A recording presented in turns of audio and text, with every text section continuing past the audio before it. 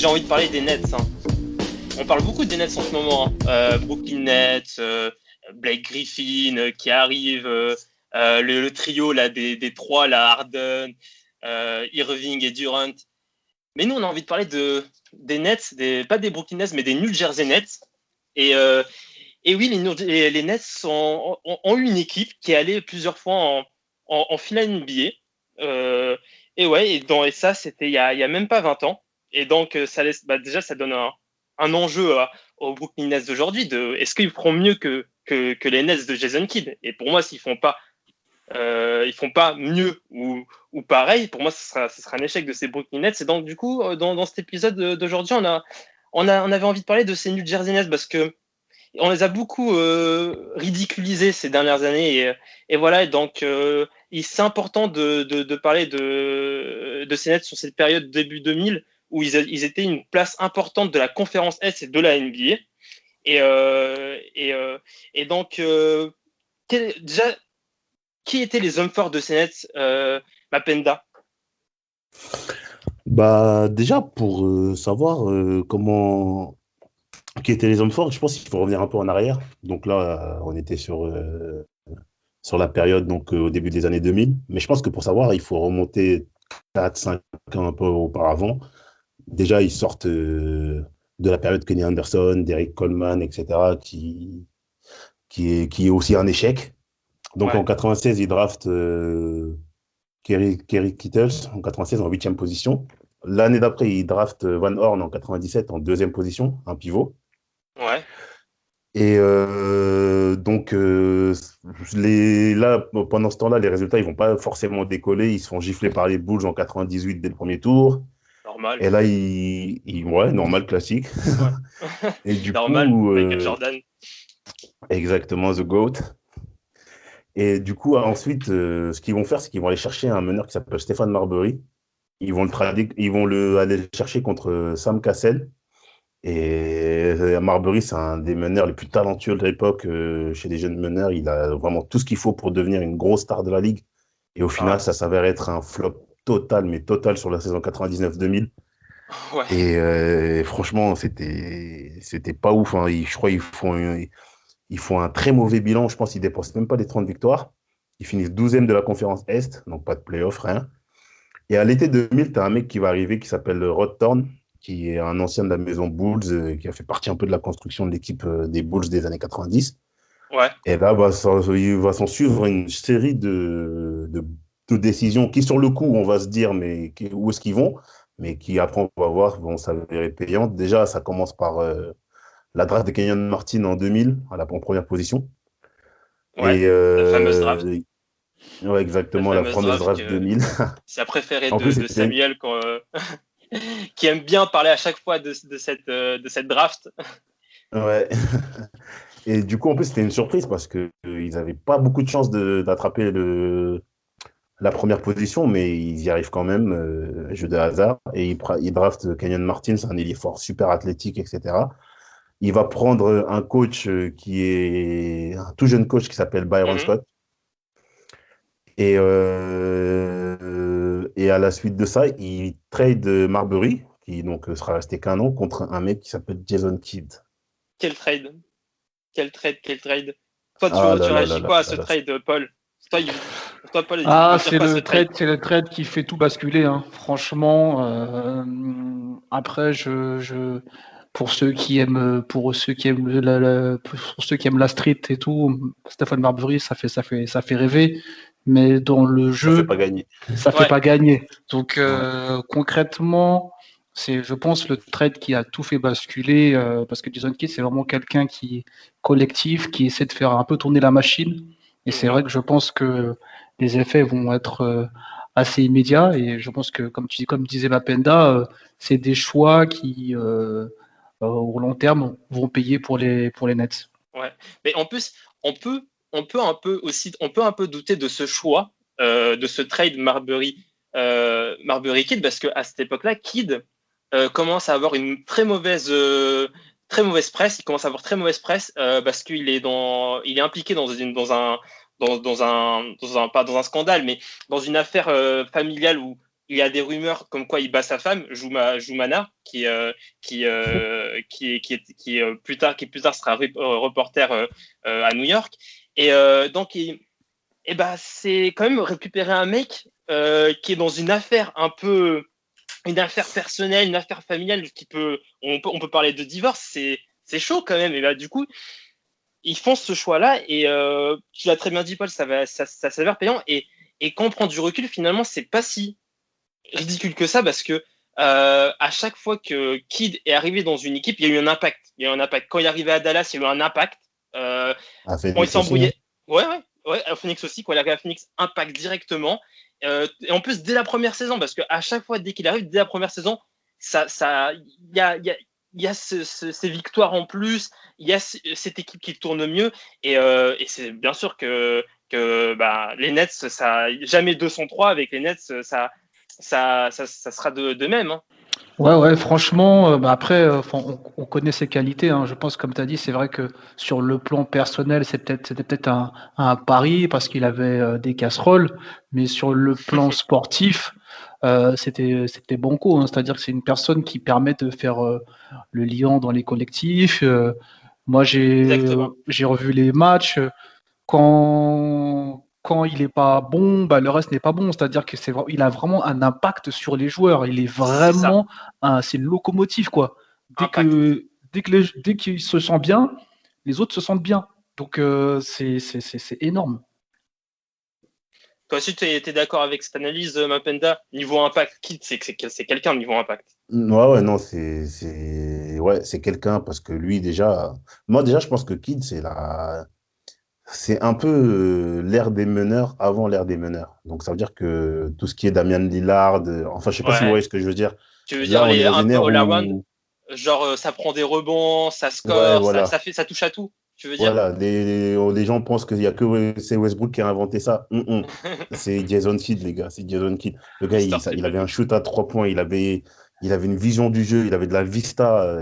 Il était complet. Et ce mec-là, il amène une âme vraiment à chacune Ouais. des équipes dans laquelle il est passé.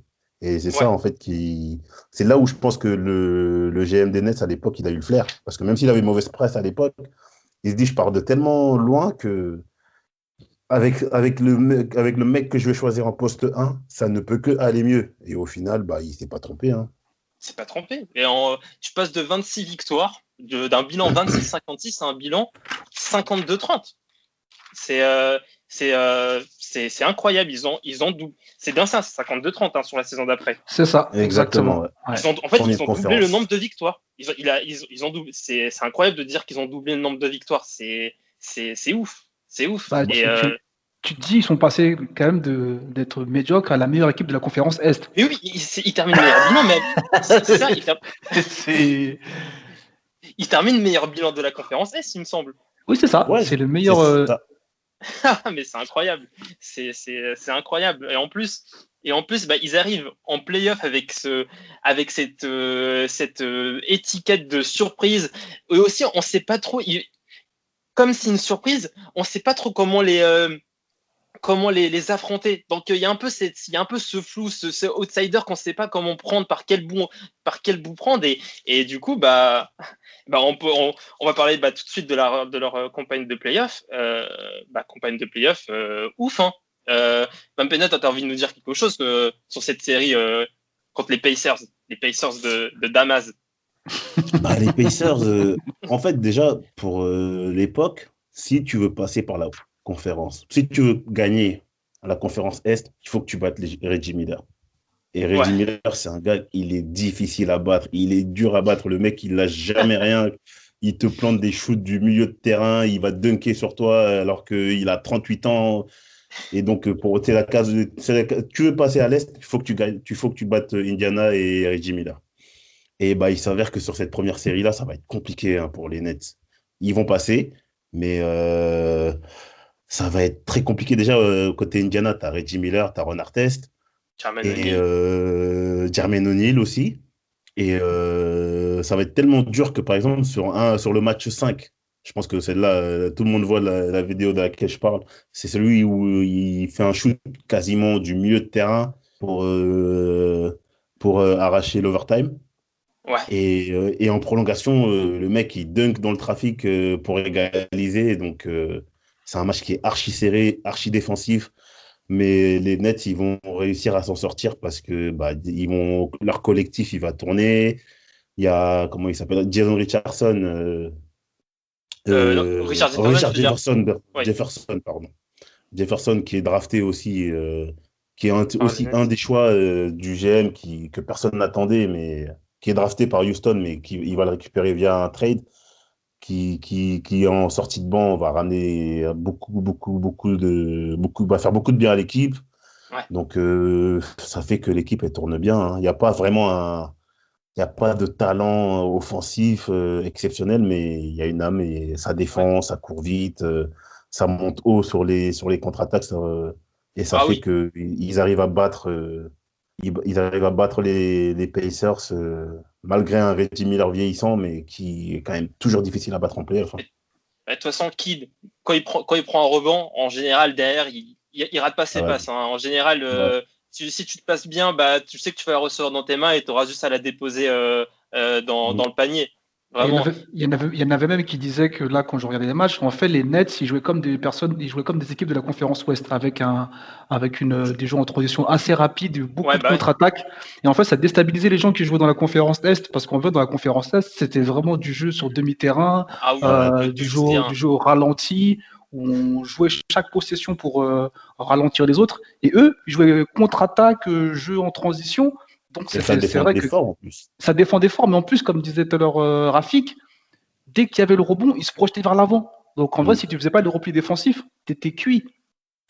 Ah, mais de toute façon, dans cette série, on voit directement, on remarque bien l'impact de Kidd parce que, en fait, tous les joueurs autour, là, les Kenyon Martin, Richard Jefferson, tous ces joueurs-là, ils prennent confiance en eux. Et moi, je pense qu'ils auraient jamais pris confiance en eux avec un Stephen Marbury à côté. Je pense pas que Stephen Marbury aurait donné cette confiance en eux cette implication dans un collectif.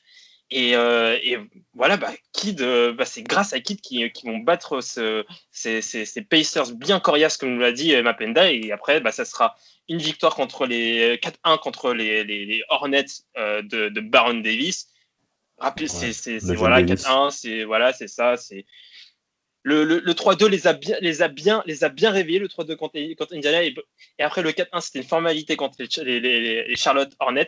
Et ensuite, c'est une victoire 4-2, 4-2 contre les Celtics du jeune Paul Pierce et du croqueur Anton Walker.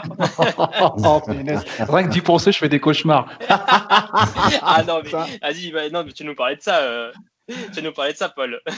Non, mais après, moi, je suis fan des Celtics, mais c'est vrai même la Damas, souvent, il me titille un peu sur justement Antoine Walker. Et moi, j'avoue que c'est pas. Pour moi, c'est carrément un handicap. Après, il était C'est un handicap. flashy, c'est clair Oh, que t'es dur. il faisait. Non, honnêtement, Ouais, c'est dur, mais je comprends ce qu'il veut dire, Paul. Vas-y, continue, Paul. Mais je comprends en, ce que tu veux dire. en saison régulière, j'ai pas de problème avec ça.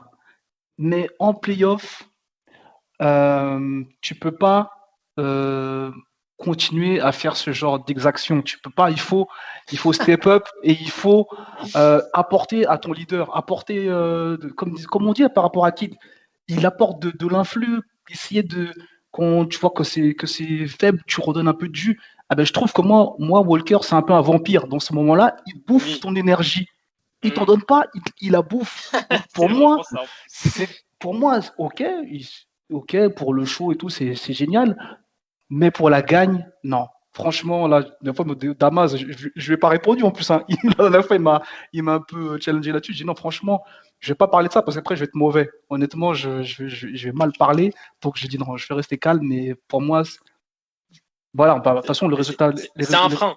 c'est un frein, voilà. On a C'est vu un le frein dans résultat, hein, une de toute équipe. C'est façon. un frein dans l'énergie collective, dans la Exactement. quête dans la quête d'un objectif collectif. C'est un frein, ce mec. Exactement. Voilà. Et c'est avec cette victoire 4-2 que les Nets, dans la plus grande surprise générale, arrivent en finale NBA. Hein. Il se dire que 12 mois avant, ils étaient en 26 victoires, ils étaient à 26-56, et maintenant ils sont en finale NBA contre le duo Shaq-Kobe.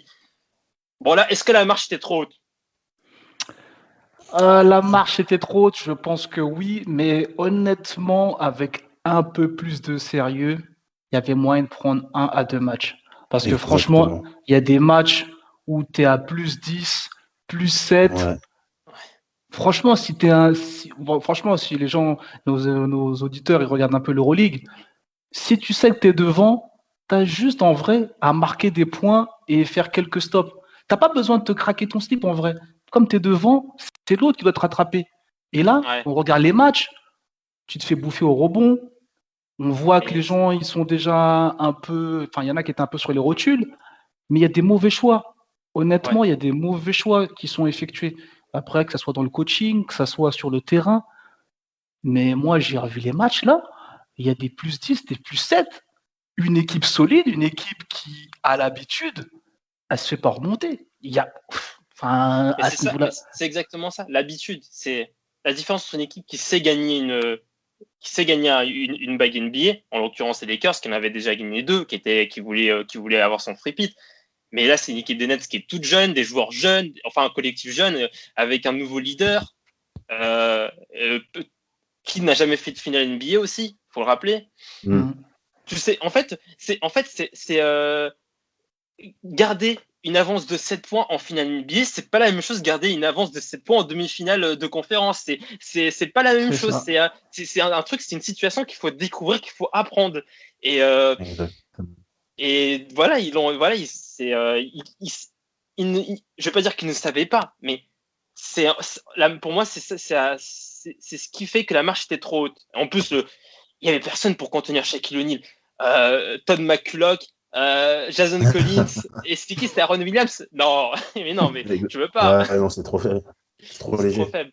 Trop léger, trop léger. De toute façon, Mm. on verra par la suite que le secteur intérieur des Nets, c'est ce qui a joué des tours honnêtes. Et bah, d'ailleurs, la saison suivante, bah, les Nets ont voulu résoudre ce problème d'intérieur pour ne plus avoir cet handicap en finale NBA. Et qui arrive du côté des Nets? C'est, Dikembe. Paul, il pourquoi il fait bien ramène son. Mutombo? Pourquoi il ramène Mutombo, Mapenda? Bah, il ramène Mutombo parce que Mutombo, il sort d'une finale NBA. Il sort d'une Ouais, finale NBA avec Fila, il me semble. Il est encore dominant défensivement, même si, pareil, il se fait aussi écrabouiller par le Shaq sur la finale. Mais bon, lui, au moins, il réussit à prendre un match l'année d'avant. Mais il le fait venir parce que sur le marché, c'est l'un des seuls susceptibles de freiner parce que tu peux pas l'arrêter Shaq à exactement. ce moment-là. Prime Ouais. Shaq, tu peux pas l'arrêter. Mais c'est l'un des seuls qui est susceptible de freiner quand même un minimum Shaq et de donner un peu et de laisser un peu les autres respirer. Mais après, pour revenir C'est ça, hein. avant de partir Ouais. sur ça, pour revenir sur la finale, moi je trouve que vous êtes dur parce que la finale, ils étaient injouables, les Lakers. Ah oui, non, par contre, C'était oui. prime. Ah oui, non, mais par contre, Et oui. je trouve que vous avez trop insisté sur le fait que c'est une équipe qui ne savait pas gagner. Mais là, tu as Prime Non, non. Shaq, Non, tu as non, ils Ah savaient. non, non, Fisher, c'est tu par as Non, contre, non, non, Brian non, non, non. Shaw. Ils savaient gagner parce qu'ils sont c'est en la raison finale. principale. Ce que tu viens de dire, c'est la raison principale. Bien sûr que pour moi, là, quand j'ai commencé la marche, c'était trop haute. Les Lakers sont trop forts pour ces Nets-là. Mais après, Ouais. pour revenir sur la situation en fait, ce que je veux dire, c'était, on sentait que les Nets ne savaient pas réagir quand ils avaient 7 points d'avance. Mais les Lakers, mais Oui, de c'est toute façon, les sûr. Lakers étaient trop forts. Je suis d'accord avec toi. Ouais, même après, quand tu regardes le score des matchs, à part le Game 2, ils prennent un +23. Ils perdent tous les matchs de Oui, moins de 7 points. c'est Ouais. ça. C'est pour ça que je le souligne, hein. Parce que, Mais ça, c'est euh, plus, moi, je pense que c'est plus un actif du fait que les Lakers savent gérer oui, les c'est temps Oui, ils ça. savent forts gérer. Oui, et fin de match, Mm. que plus ils jouent dans la gestion. les Nets qui sont.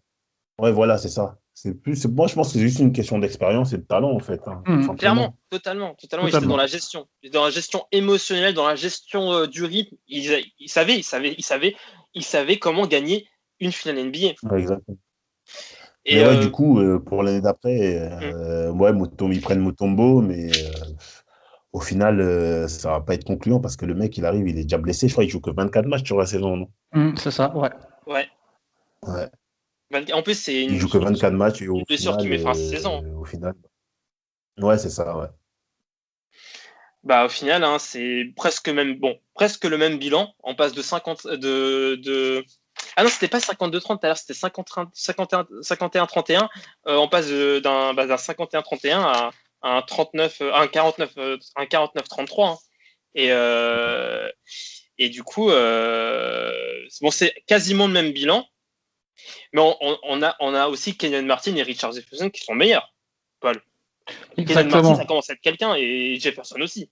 Ouais, et je voulais même rebondir sur la finale, parce que moi, ce qui m'avait choqué dans les commentaires de la finale contre les Lakers, il y a un commentateur qui dit, mais Kenyon Martin ne joue pas comme un pick one. Et c'est vrai que c'est seulement sur quelques matchs sur la fin où il commence à monter en puissance. C'est ça, sur la saison d'après, on sent qu'il prend de la bouteille, qu'il est plus dur au mal et qu'il fait vraiment très mal. Donc c'est vrai que je pense qu'il a assimilé un peu toutes les notions, et là, il devient vraiment très dangereux.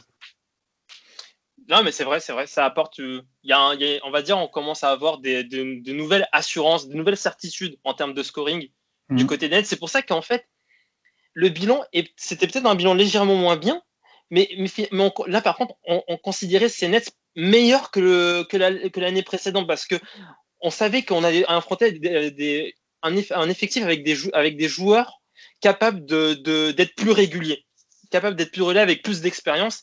Et premier tour, victoire contre des Bucks, des Bucks qui auraient pu gagner cette série aussi, hein, qui avaient un effectif pour.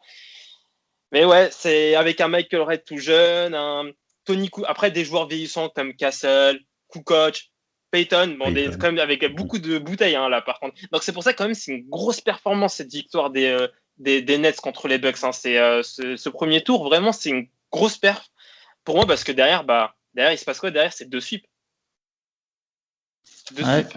Deux sweeps, il y a qui derrière? Il y a les Pistons qui prennent un sweep. Non, il y a Boston avant. Boston avant, ouais. Boston. Ouais, Boston au deuxième tour, ouais. Il y a Boston avant qui reviennent. Ils se disent que.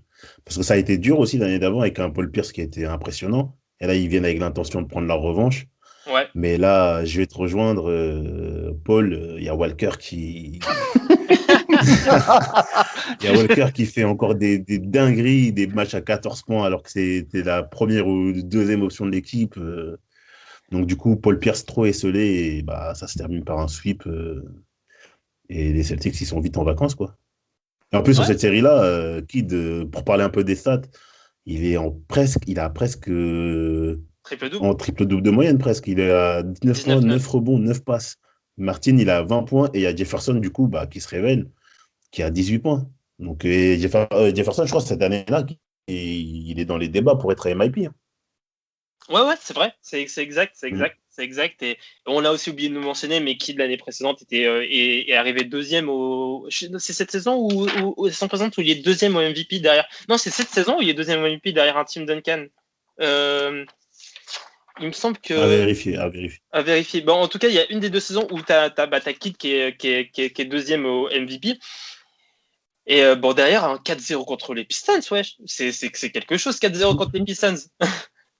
Mettre 4-0 aux Pistons, gagner 2 fois à Auburn Hills, c'est costaud. Hein. Ouais, c'est pas donné à tout le monde. Mais je pense que comme on disait depuis le début, tant que la mécanique tourne, tant que le moteur est chaud, et tant que Kidd fluidifie un peu les choses, tout le monde prend sa part du gâteau. On a oublié de parler même de Kittles, on a oublié de parler de toutes ces personnes-là, mais c'est des personnes qui se révèlent et qui apportent quelque chose à la marque, et puis même dans tous les secteurs, hein, que ce soit en défense, dans les rebonds, tu sens que les gens sont impliqués.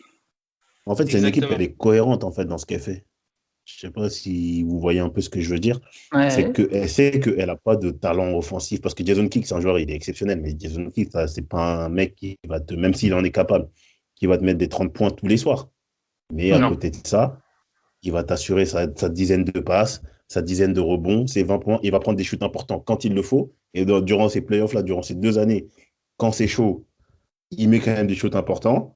Et derrière, c'est une équipe qui sait en fait qui connaît ses limites et qui sait qu'est-ce qu'elle doit faire pour gagner. Et encore là, il faut encore bête de défense, transition rapide. La recette, elle est connue, hein, et ça marche à tous les coups. Donc pourquoi s'arrêter?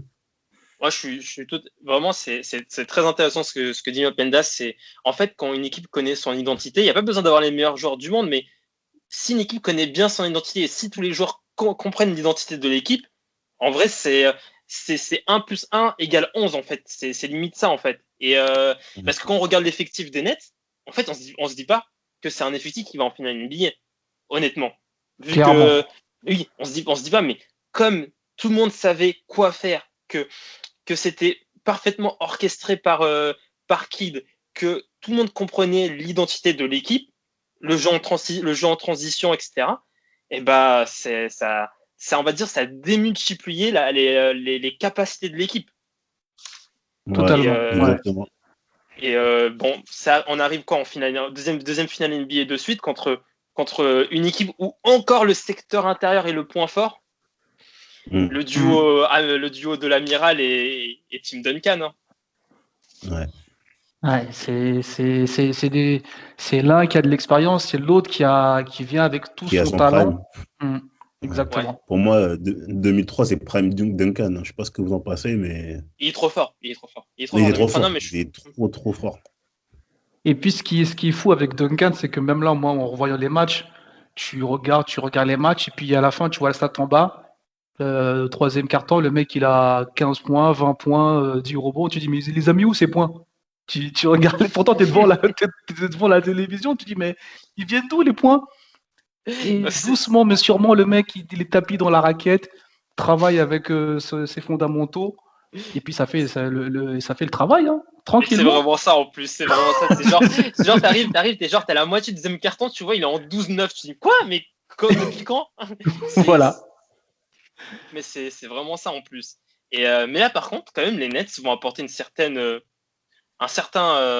répondant. Il y aura du répondant du côté des Nets parce qu'ils vont prendre déjà deux matchs. Hein. C'est ça.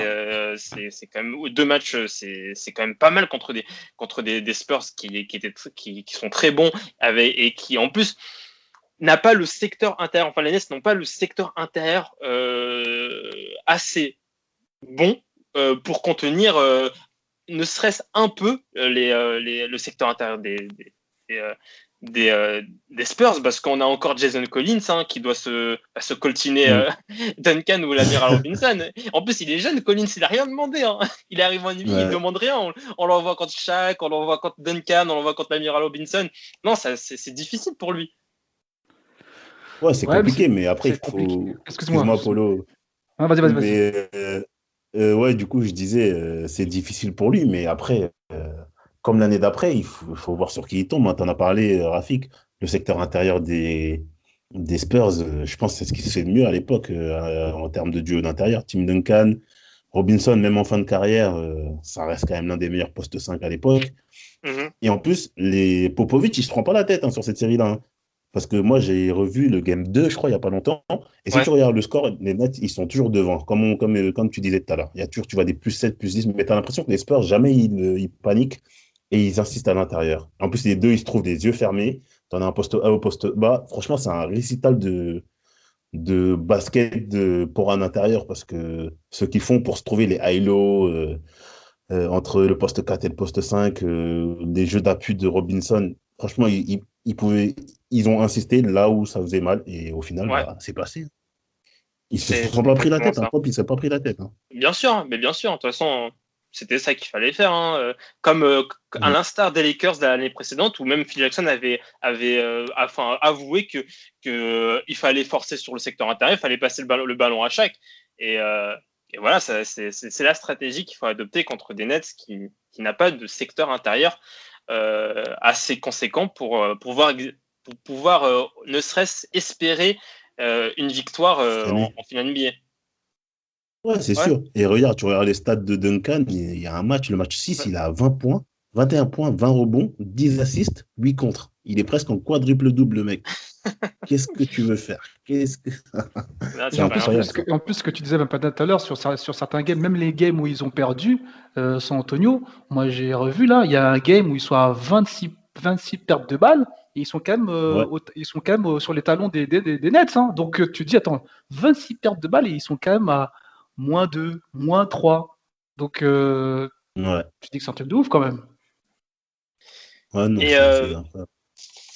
Bah, en tout cas, là, 2 finales NBA, et du coup, bah, on se dit peut-être, bah, là, on va se dire, bah, déjà, on va se dire jamais 203, donc on va commencer à imaginer, on va commencer à faire des scénarios, les Nets qui vont soit récupérer Mutombo de retour de blessure, ou soit récupérer un fort pivot pour pouvoir aller de nouveau en finale NBA, et cette fois-ci, entre guillemets, exister, enfin, non, exister, le mot est fort, mais au moins être très menaçant au final NBA. Et bah, du coup, bah, ce qui arrive, c'est Alonzo Mourning. Alonzo Mourning arrive du côté du Heat. Mais il va jouer bah, à l'instar de Mutombo, il va jouer que 12 matchs. C'est la poisse, en fait. En fait, les Nets ont la poisse à l'intérieur. Comment tu peux rien faire. Les mecs, les pivots arrivent, ils se blessent. Que faire? Bah après, Enfin, lui, c'est celle-là, une maladie. ouais, mais sur celle-là, ils l'ont cherché parce que le mec, Morning, à l'époque, je crois, il sort d'une saison où il avait une infection rénale. Ouais, je Ouais. crois que c'est ça, Mhm. il sort, mais donc le mec, il a 32 ans. À l'époque, il sort d'une saison quasi blanche. Ouais. Tu sais, c'est pas pareil que Mutombo qui sort quand même d'une finale NBA et qui est encore en double-double de moyenne et qui fait encore partie des meilleurs défenseurs. Ouais. Là, je pense que c'était plus un pari qu'autre chose, en fait. Je sais pas Je ce que pense que vous c'est en ça. pensez, mais moi, je le vois comme ça, Non, tu vois. je pense que tu as Totalement. raison. Ouais. T'as raison. En plus, ils étaient en train de négocier pour Kersic, parce que Kersic avait été drafté par les Nets, mais il jouait encore en Serbie. Il jouait encore en Mm. Serbie, comme on a vu avec Peja Stojakovic ou Manu Ginobili, où des mecs sont draftés, mais ils ne commencent pas directement avec l'équipe, ils vont jouer 2-3 ans en Europe avant de venir. Mais il y avait un contrat où ils devaient jouer 3 ans en Europe avant de revenir en NBA. Et ils ont essayé de négocier, mais ça n'a pas marché. Et bah, en plus, on a aussi, bah, on a Kid hein, qui est free agent. Hein. Il y a des rumeurs comme quoi Kid serait très intéressé pour aller rejoindre Tim Duncan dans son prime et former un duo incroyable. Mais finalement, Kid va, Heureusement pour va Tony Parker, d'ailleurs. ouais, d'ailleurs, ouais, heureusement pour Tony Parker, hein, vraiment, comme quoi aussi, il y a une carrière, ça peut jouer ça peut jouer à rien, ça peut jouer aussi à un joueur qui préfère l'intérêt de sa famille que l'intérêt personnel sportif, parce que le choix de rester honnête, c'est un choix familial. Il y a sa femme Joumana qui, je pense que il voulait peut-être se racheter auprès d'elle en restant honnête et en laissant sa femme pouvoir bien faire sa profession de reporter à New York, parce que être reporter à New York, c'est pas la même chose qu'à San Antonio. C'est pas les mêmes opportunités, hein, c'est sûr ça. Et du coup, bah, on arrive dans cette saison 2004-2005. Paul, tu as un sentiment sur cette. Est-ce que tu vois les Nets aller encore en finale NBA? Bah, le problème, c'est qu'en plus, là, enfin, sur la période 2004-2005, la franchise, elle est vendue. Donc, Oui. on commence déjà à se dire que bah, il y a beaucoup de choses qui vont changer. Après, il y avait déjà eu quelques embrouilles entre Jason Kidd et Byron Scott. Donc, finalement, il a jeté l'éponge et il est remplacé par Frank. Donc, bon, voilà. Donc, c'est déjà, il y avait déjà un peu de changement. Mais là, la franchise est vendue. On met à penser à faire des transferts ou quoi que ce soit. Donc, je pense que déjà là, on basculait déjà vers le déclin. Il y avait déjà Mm-hmm. on commençait un peu à plomber les bases. Donc, sans ce collectif qui a permis aux Nets d'aller loin, difficile de revenir en finale NBA, hein, même si je pense que après c'est du business, c'est-à-dire que forcément les joueurs ont pris de la valeur. Donc Ouais. difficile de les garder un salary cap faible. Donc Oui. forcément c'est du commerce. Mais je pense que il y a des franchises qui arrivent très bien à le faire en leur en leur proposant le fait que c'est des franchises compétitives et qui gagneront forcément sportivement et que finalement ça générera aussi des bénéfices. Mais après, il ne faut pas oublier qu'aux États-Unis, bah, d'abord, c'est les dollars, donc il faut prendre le magot avant qu'il s'en aille. Donc, Ouais, Ah, il faut le faire totalement. deux fois. Ouais. donc forcément, on fait des choix assez rapidement. Et je pense que là, bah, en transférant Kellen Martin, Kerry Kittles, toutes ces personnes qui ont fait la gloire des Nets, bah, ça devient presque une équipe de seconde zone. J'aime pas le Non, mot, mais c'est la mais réalité. Hein. c'est voilà, c'est ça. Ah, mais clairement, C'est la clairement, ça, réalité. ça, ça Et en s'affaiblit. Hein. plus, ouais, Je t'en ça prie, un Penda. s'affaiblit, mais quand même sur l'année suivante, ils arrivent quand même à aller en playoff, même si après ils se font sortir, bah, les Pistons prennent leur revanche. Mais tu sens vraiment que c'est une équipe qui a tout donné et que je pense qu'ils n'étaient pas programmés pour aller faire deux finales NBA, cette équipe-là. Ouais, Et c'est vrai. je pense que le charme de cette équipe elle se trouve là. Donc, je pense qu'ils ont vite compris. Donc, d'où, du coup, bah, le trade où ils virent les Kittles, les Kenyon Martin. Ils feront venir Vince Carter. Ça va se maintenir un peu en saison régulière, mais en playoff, ça va pas non plus faire des éclats.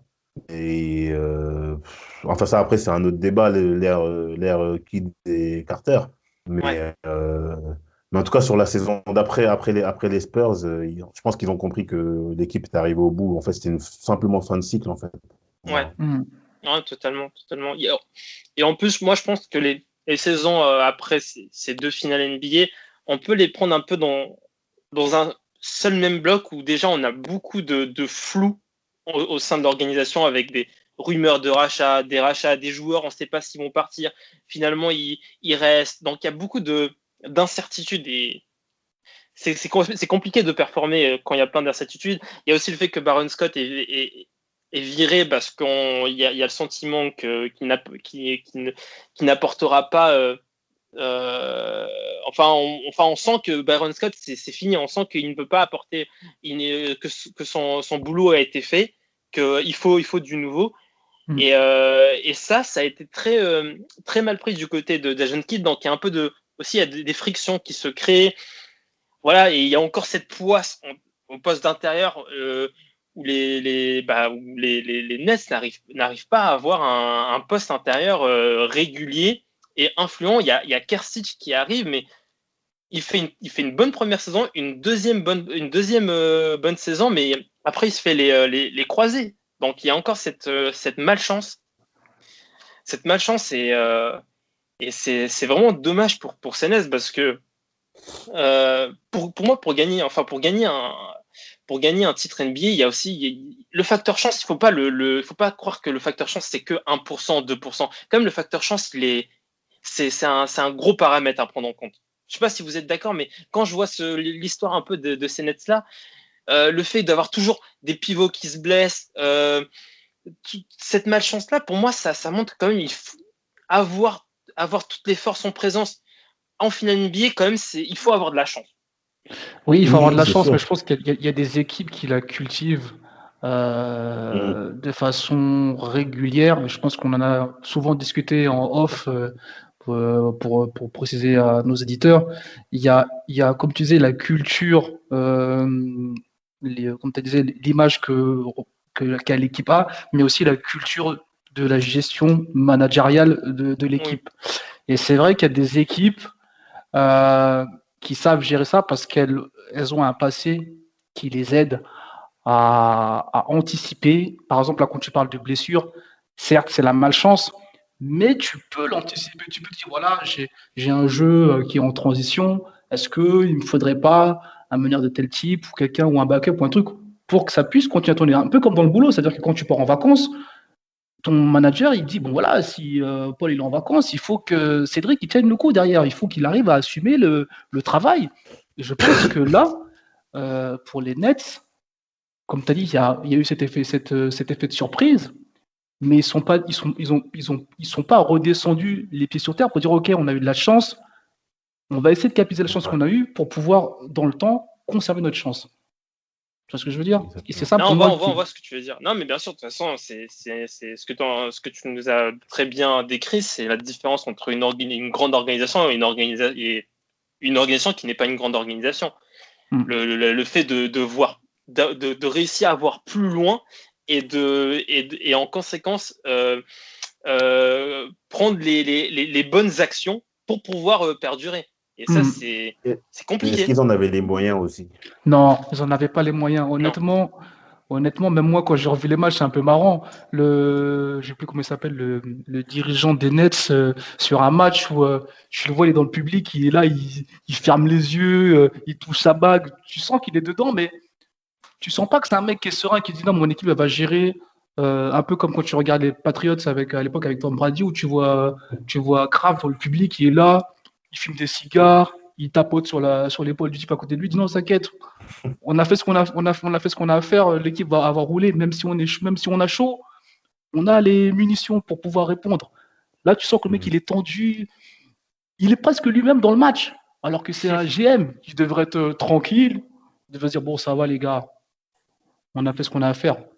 Donc, je pense que Mapenda a raison. Ils n'avaient pas les moyens aussi de le faire. C'est vrai, c'est vrai, Mhm. c'est vrai. Mais en tout cas, il y avait, en tout cas, l'arrivée de, en tout cas, il y a eu quand même un regain quand ils ont réussi à, parce que pour moi, quand même, récupérer Vince Carter en envoyant Alonzo Mourning, les 2 Williams et 2 premiers tours de draft, c'est quand même pas mal. Ouais, c'est sûr Clairement. que c'est pas mal, c'est même inespéré parce que, en plus, moi, ce transfert-là, à l'époque, j'étais jeune, mais j'avais pas compris. On était tous hypés par Vince Carter à Toronto, mais bon, on savait qu'il était dans une franchise qui ne pouvait pas lui permettre de gagner à ce moment-là Ouais. et que lui aussi, et c'était incompréhensible. Enfin, moi, personnellement, j'ai pas compris pourquoi il est parti au Nets parce que former un duo avec Jason Kidd, c'est beau pour les highlights, etc. Mais au final, tu mets qui autour? En plus, tu perds Kenyon Martin, tu perds des mecs qui sont là depuis des années, qui t'ont permis d'aller quand même en finale NBA 2 fois. Mais ils sont très mal entourés. Pour moi, c'était quand j'ai vu la gueule de l'équipe qu'ils ont proposée en 2004, je me suis dit, franchement, j'étais sûr que ça allait pas prendre, hein. Mais Moi, j'en étais persuadé. en 2005, est-ce que en 2005, j'ai le roster devant moi. Est-ce que pour moi en 2005, ils ont déjà donné. Pour moi, ils ont un roster qui est beaucoup mieux monté que les en termes de noms que le roster quand ils sont allés 2 fois en finale NBA, parce qu'on a Vince Carter, on a Jason Kidd, on a Nenad Kastic qui est, on va pas se mentir, Nenad Kastic est meilleur que les trois pivots qu'ils avaient à la période où ils allaient en finale NBA. Pour moi, c'est meilleur que Jason Collins, c'est meilleur que Ton McCulloch et c'est meilleur que l'autre, Aaron Williams. On a Mark Jackson. On a qui on a Clifford Robinson, on a le vétéran Clifford Robinson, qui était censé apporter une certaine expérience, qui a fait de très très belles saisons du côté de Portland. Et, euh, et moi, vraiment, cette équipe-là, pour moi, cette équipe-là, moi sur Touquet, j'avais connu cette équipe des Nets. Vraiment, en fait, c'est vraiment sur Touquet où j'ai vraiment bien connu cette équipe des Nets. Et je me rappelle, comme tu as dit, Mapenda, je faisais que des alley-oop qui de Vince Carter et ça marchait et je gagnais comme ça. Je gagnais comme ça. Mais c'est Mais est-ce pas un... que tu te disais à ce moment-là que cette équipe-là allait aller en finale NBA? Non, je me disais pas ça, mais en tout cas, aujourd'hui, quand je vois l'effectif, et en plus, j'ai même pas cité Richard Jefferson, pour moi, ils avaient un meilleur effectif que la période où ils sont allés 2 fois en finale NBA. Tu vois ce que je veux dire? Oui, Ouais, mais c'est oui, sûr, c'est les, sûr, les noms, mais les noms étaient ronflants, C'est mais ça. honnêtement, Il n'y avait pas la même derrière, alchimie. voilà, il n'y a pas la même alchimie. Donc en vrai, bah, tu verras, enfin, dans les auditeurs qui nous écoutent, alors, il y a beaucoup d'équipes, je ne citerai que pour citer celle-là, et Los Angeles avec toutes les anciennes gloires, les Malone, les Peyton, tous ces gens-là sont partis aux Lakers pour avoir une bague et au final, ils n'ont pas réussi leur coup. Donc en vrai, avoir des noms ronflants, c'est pas une garantie de l'emporter à la fin. Ça, bah, c'est. en plus, C'est sûr. surtout que quand tu regardes le roster, peut-être il a l'air un peu plus alléchant sur le papier. Mais qu'est-ce qui a fonctionné pour qui? Parce que c'était qui le principal adversaire des Nets durant leur domination de la conférence? C'était les Pistons. C'est vrai Et qu'elle était moins. ouais, et ils ont battu les Pistons en jouant le jeu des Pistons, mais avec un peu plus de jeu rapide. Et là, tu regardes l'effectif, Vince Carter, il n'est pas connu pour être un adepte de la défense. Ouais. Kritic à l'intérieur, ça va, il dissuade un petit peu, mais c'est pas non plus une foudre de guerre. Scalabrine, j'en parle pas. Scalabrine, il avait sorti un vrai match en play-off où il y avait un match de play-off, c'était contre qui? C'était contre. Où il met genre 17 points dans un match, genre ça fait 2 overtime le match. Attends, je me rappelle c'est lequel. Il y a un match où il y a 2 overtime et il fait un genre en gros parce que c'est contre les Pistons il me semble. Je crois c'est la série où ils sont éliminés 3-4 où il y a Scalabrine qui joue parce qu'il y a 8 joueurs qui sont expulsés dans le match. Enfin qui sont expulsés pour 6 fautes. Et le mec, en overtime, il plante 17 points. Je vais pas dire il donne la victoire, mais limite, c'est le joueur le plus important dans le overtime. Non, mais oui, mais c'est pas sérieux. C'est pas sérieux. Oui, c'est pas sérieux. C'est pour rigoler que ça, c'est pas sérieux. Bien sûr que Scalabrine, on le connaît juste pour les blagues. Oui, c'est sûr, c'était contre Détroit. Mais voilà, donc tu vois, quand tu évoques le roster là, de 2005-2006, c'est plus alléchant, mais pour moi, ça ne peut pas concurrencer avec des Pistons qui eux, ont pris de la bouteille, qui font venir. Comment il s'appelle? C'est surtout Miami. Miami qui font partie. Miami aussi. Shaquille O'Neal, il retrouve Shaquille O'Neal qui les redégomme. Et Dwayne Wade qui est trop fort. Ouais, c'est ça. Donc, t'as déjà 2 équipes qui sont programmées pour aller en finale, qui veulent aller en tout prix. Donc, c'est vrai. Non, mais c'est vrai. C'est vrai. En tout cas, en conclusion, moi, j'ai envie de dire déjà une chose. J'ai envie de reparler des Brooklyn Nets, là, les Brooklyn Nets qu'on a avec les trois fous là qu'on a là, les trois zigotos là qui sont ensemble là. Là, en replongeant dans les saisons des Nets au début des années 2000, et ils ont intérêt à aller en finale, hein, parce que s'ils ne vont pas en finale, alors que t'as une équipe comme des Nets qui sont allés 2 fois en finale NBA, c'est un échec pour les 3 zigotos là. Je pense qu'ils y pensent très fort. Hein. Je vais pas te mentir. Je pense que même là, je pense qu'au niveau de la presse, au niveau des médias, pour eux, ils sont un peu avec une cible dans le dos. Mais après, je pense que ils ont assez d'expérience entre les Harden, les KD, tout ça, les KD, tout ça, pour se dire ok, on a cette cible. Maintenant, il va falloir performer. Il va falloir être solide. Il va falloir prendre les matchs un par un et gagner. Parce qu'en vrai, on n'attend que ça en vrai. Surtout que c'est des mecs qui rentrent là dans leur prime. Donc là, Harden, il faut qu'il se rachète de sa période Houston. KD, il veut regagner, il veut prouver qu'il veut gagner sans Golden State, sans Curry, etc. Irving, il a déjà gagné, il veut prouver. Donc moi, je pense que c'est pas du tout la même chose. Et oui, c'est vrai, par contre, s'ils font moins bien, la reprise de volée va être hardcore. Et je pense quand même que ça va le faire.